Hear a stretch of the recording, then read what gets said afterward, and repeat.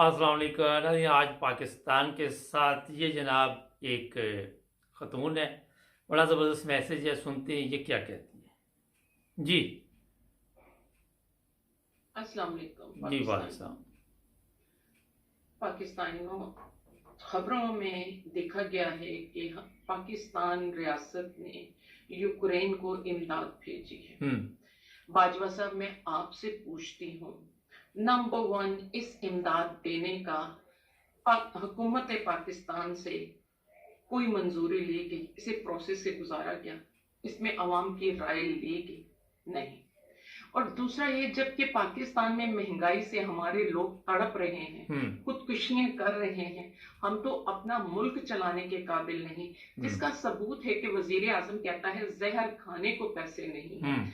तो आप गैर मुल्क को इमदाद कैसे दे रहे हैं? और फिर एक ऐसे मुल्क को इमदाद दे रहे हैं जिसे दुनिया के ताकतवर मुल्क ऑलरेडी इमदाद दे रहे हैं। पूरा यूरोप यूक्रेन को दे रहा है, अमेरिका दे रहा है। तो आपने मेरी कौम जो कि महंगाई में पिस रही है, खुदकशियां कर रही है, आपने उसका पेट काट कर ये कैसे यूक्रेन को इमदाद दे दी? और यूक्रेन वो मुल्क है कि जब फलस्तीन का कत्लेआम इसराइल कर रहा था तो यूक्रेन का सदर उसे शाबाश कह रहा था। यूक्रेनियों ने कोई फलस्तीनियों के कत्लेआम पे आवाज नहीं उठाई। बाजवा साहब, आपको शर्म आनी चाहिए।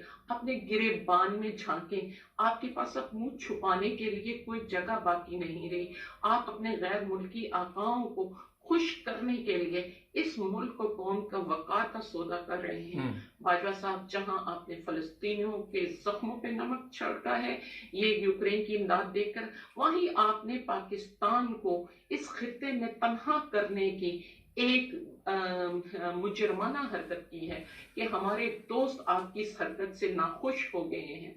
बाजवा साहब, अगर आपकी टांगें कांप गई हैं, अगर आपकी बेल्ट ढीली हो गई है, तो आप अब इस यूनिफॉर्म को उतार दें। बाजवा साहब, वैसे भी आपको थानेदार होना चाहिए। कहीं तो आप वेटरन्स को थ्रेट कर रहे हैं और कहीं आप मुल्क को, कौम के बच्चों पे जो है शेलिंग करवा रहे हैं।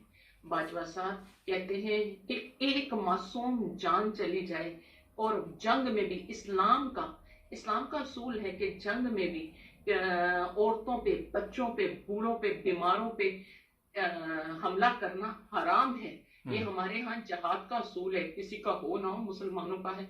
बाजवा साहब, आपने तो अपनी कौम पे हकीकी आजादी की मार्च में अपने बुजुर्गों को भी मारा, अपने औरतों को भी, अपने माओ बहनों की इज्जतों की पामाली की। बाजवा साहब, आप तो किसी इंडियन फिल्म के विलन लगते हैं। आपको शर्म आनी चाहिए, आपको यूनिफॉर्म उतार देना चाहिए। बाजवा साहब, आप मुझे एक सवाल का जवाब दे सकते हैं कि हमारे तमाम वो जर्नल गद्दार थे, गैर मुल्की आकाओं के गुलाम थे, जो अपनी रिटायरमेंट के बाद जाके गैर बैरूने मुल्कों में रह रहे हैं? नहीं तो बेशुमार वेटरन जो है पाकिस्तान में अवाम का हिस्सा बने हुए हैं। हम उन्हें दोनों हाथों से सलूट करते हैं। और अभी जो फौज भी है वो ज्यादा पाकिस्तान का हिस्सा है।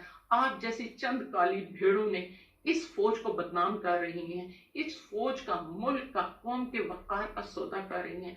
आप अपने हवस को कितना बढ़ाएंगे? बाजवा साहब, आपके लिए भी बेल्जियम में आपका रेस्ट हाउस तैयार हो चुका है, डूब के मर जाना चाहिए। आपको ये यूनिफॉर्म बिल्कुल सूट नहीं। अच्छा, ये काफ़ी सख्त अल्फाज हैं, सोशल मीडिया से मैंने ये लिया है। मकसद आपको ये बताना है अपने देखने वालों को कि अगर कोई अच्छा काम करेगा तो लोग उसकी तारीफ करेंगे।